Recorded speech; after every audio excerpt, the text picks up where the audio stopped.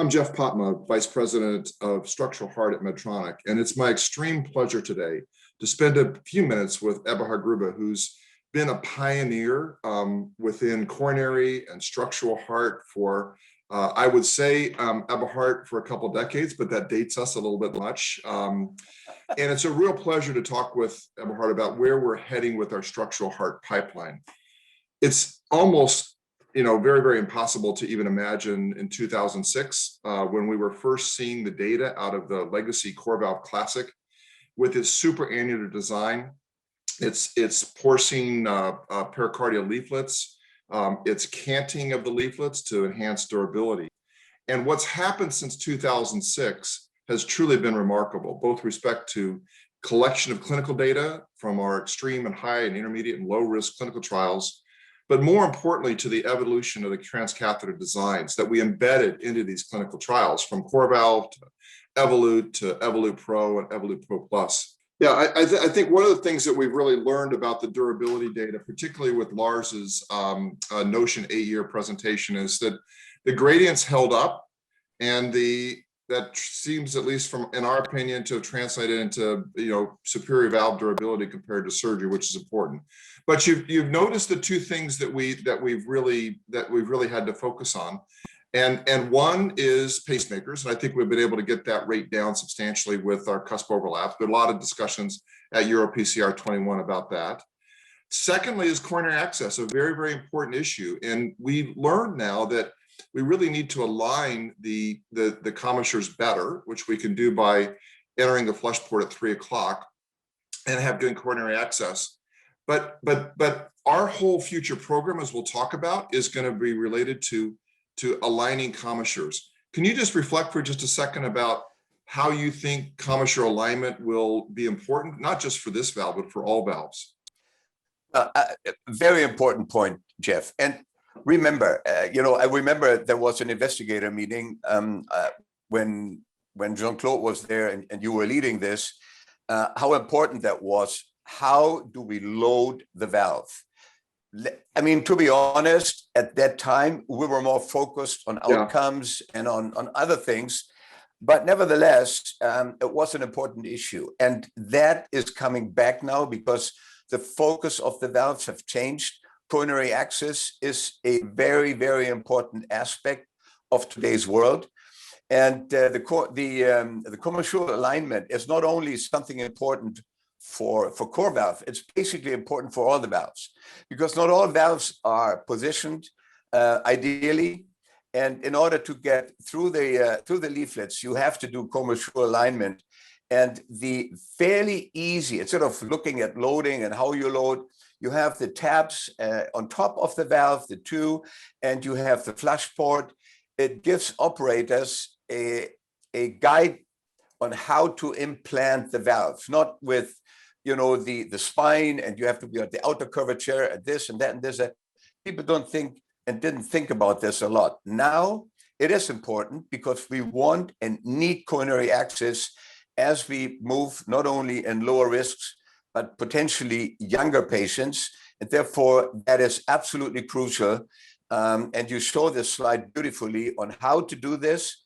Easy, port at 3 o'clock, and then move. So you have a very, very high probability, and we owe this to Tang, that this is being not only published, but this is being followed through. People are just paying more attention to it now. And that's why I think it is absolutely crucial and beautifully done by the proctoring services and by you.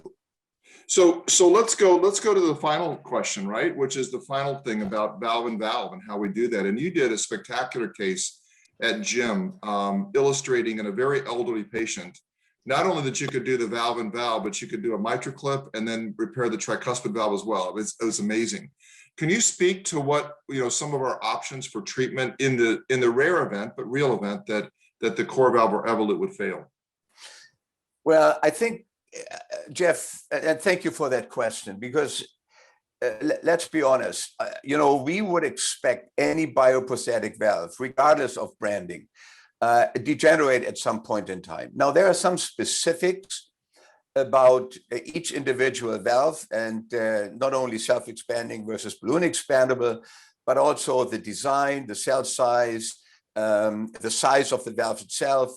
So there are differences, and there have been different opinions. And there has been also an evolution of this process, and you were almost instrumental on how this could be done in an intelligent way. And by intelligent, I don't mean by intuition, but also, let alone the branding, saying, you know, we have a core valve here now, and now we have to use another core valve in order to stay within the line, instead of using an approach that makes more sense.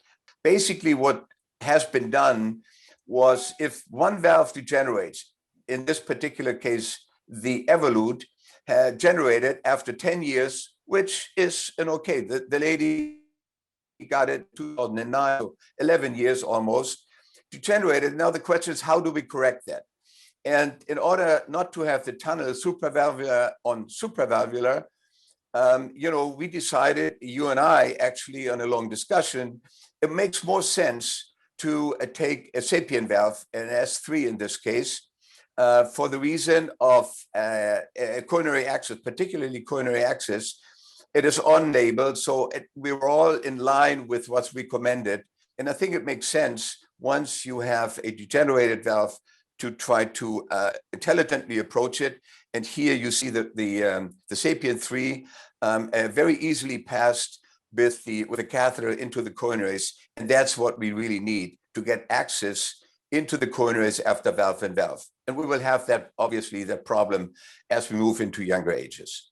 Yeah, and we're working on a lot of preclinical work to show this and plan it out in case planning. So as a proctor, we'll be talking about that a lot. So let's just talk about the future for just a second. And we've got a portfolio of places we can go. I will say that our next generation of catheters are going to be thinking a lot about commissural alignment, but there's a lot of other adjunct technologies, TAVR accessors we call them, that we can move toward. Can you just pick one or two out of these that you think is going to be like good for us to focus on? The wire situation was a very important step. Now we have two preformed wires. That was an important step in order to get away from the perforations. Number one. Cusp overlap, very important, because we looked at probably the wrong way at the membranous septum. So this is not transformational, but this is extremely important to get the pacemaker rate down. Lifetime management, coronary access, we just talked about. Embolic protection is going to be answered by the PROTECT TAVR trial. We will have that answer. I know you're sitting on watch and you do a watchful waiting on that. Temporary pacing, I said it from day one, Jeff. Medtronic is the company, the pacemaker company, that could have addressed that maybe a little bit earlier. I think it is an important issue. We know that the minority of patients need lifetime pacemakers after implant. That is a transitional time, and you call it temporary pacing versus long-term pacing. I think this is an important issue, which I'm sure Medtronic will settle and resolve with their plans. But for me, the leaflet management is something of specific interest, because we will see this more as we go along with with degeneration of those valves and the previously implanted surgical valves. So leaflet management, quote unquote, is something very important. And I think what you indicated here is for the TAF and TAF situation, for the bicuspid situation, a very important aspect. Personally, my favorite for the time being anyway. And I think we will see more and more of these devices. And I know that you're sitting tight on this development. All right, well, let's thank you for that. And let's just swap over to mitral for just a second. And I know we're all excited about the mitral program and what it's going to really mean for patients. As you know, there have been toolbox approaches that we've had within the structural arena, and very effective edge-to-edge repair devices, working on annuloplasty, choroidal repair. Replacement has been a theme, and we'll also talk very briefly about some repair ideas that we had. But can we speak to just a second about Intrepid? You know, as we know, we're shifting Apollo in the United States to be evaluated in two populations. One is in MAC, and the second is in those patients who are not surgical candidates and also not suitable for a clip. And that's going to be for TA. But then we're also in the middle of now our early feasibility study with the TF approach. So maybe you can speak for just a second, Eberhard, about the unique design that we have and how that might apply to patients.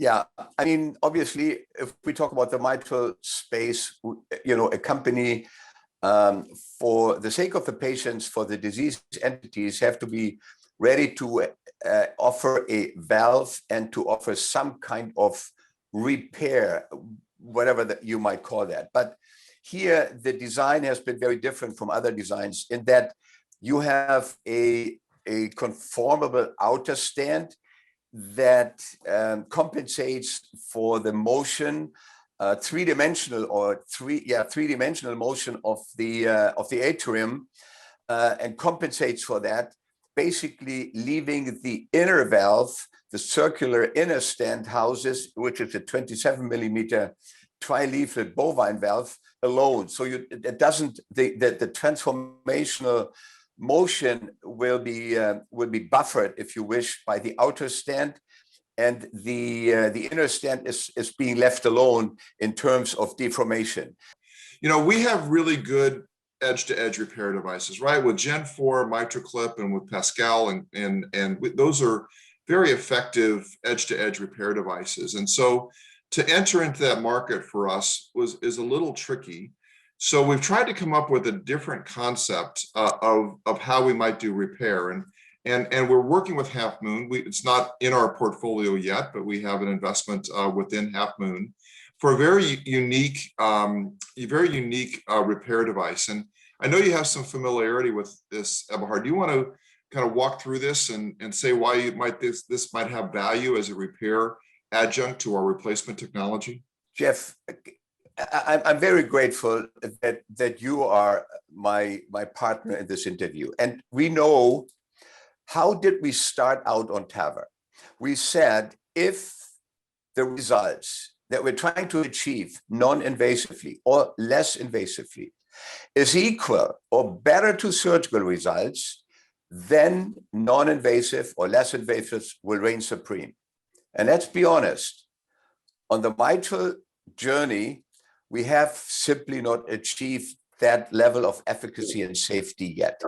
So we have to think a little bit out of the box. And the clip device is something that was important, successful so far. But there are some drawbacks, not only the patients that are considered to be unclippable, and that is also a moving target depending on inclusion criteria, depending on operator experience. But the clip is a clip, and it kind of reduces or limits future options. You have to either take the clip out if the clip patients come back, or you have to apply some kind of annuloplasty device, which until now at least has not been very successful in the portfolio of any company. So even though the trial, the COAP trial, and the follow-up is very important, I think we have to think a little bit out of the box. And this is, to me, extremely appealing. Not only would, if you follow the clip way now, you would be number 3 on the market, which takes years. You're approaching it, I think, together with Half Moon, and thinking differently. And that is out of the box, and I think that is what we need.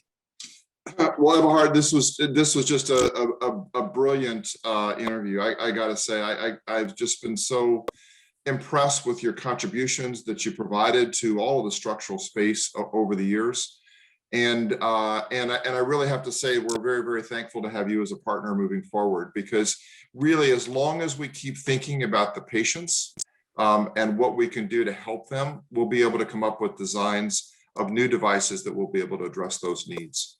So from EuroPCR 2021, Eberhard, thank you for a wonderful time this morning, and we look forward to many, many more sessions about the future of structural cardiology in the future. Thank you.